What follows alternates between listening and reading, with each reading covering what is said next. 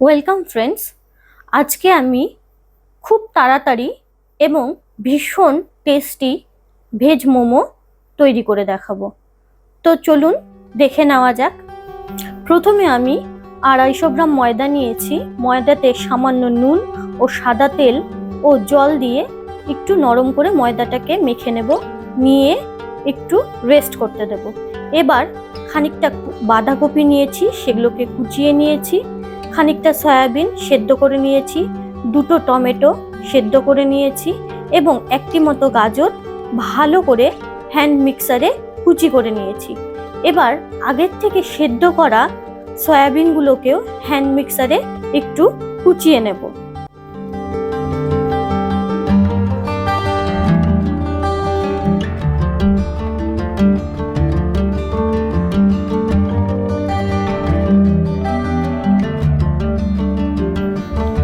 বড় মাপের 2টো পেঁয়াজকে আমি বড় বড় করে কেটে নিয়েছি আর খানিকটা আদাকে কেটে নিয়েছি।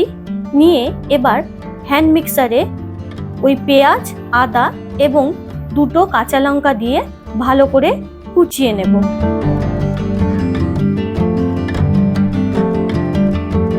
এবার আগের থেকে কুচিয়ে রাখা বাঁধাকপির মধ্যে সামান্য পরিমাণ নুন দিয়ে ভালো করে হাতের সাহায্যে চেপে চেপে মেখে নেব, যেন দেখতে মনে হয় বাঁধাকপিটা সেদ্ধ করা আছে।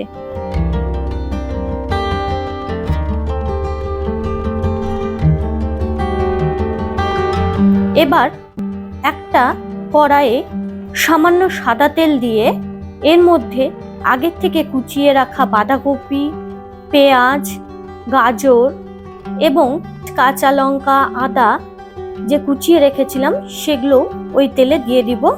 এবার ইন্ডাকশনের ফ্লেমটাকে অফ করে দেব। এর মধ্যে সয়াবিন এবং নুন দিয়ে ভালো করে মিশিয়ে হালকা ঢেকে রেখে দেব। ওই গরম তেলের ভাপেই সবজিগুলো হালকা হালকা সেদ্ধ মতো হয়ে আসবে। এবার ওই ময়দার ডো থেকে ছোট ছোট লুচির মতো তৈরি করে নিয়ে ভেতরে মোমোর পুরটা দিয়ে সুন্দর সুন্দর মোমো তৈরি করে নিলাম।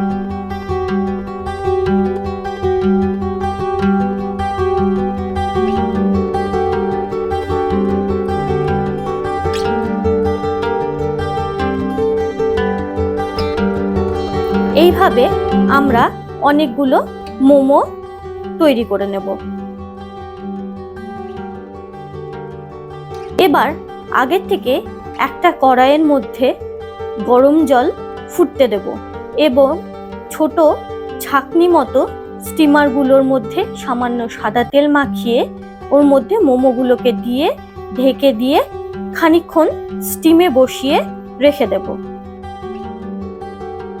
মোমোগুলো তৈরি হয়ে যাবে।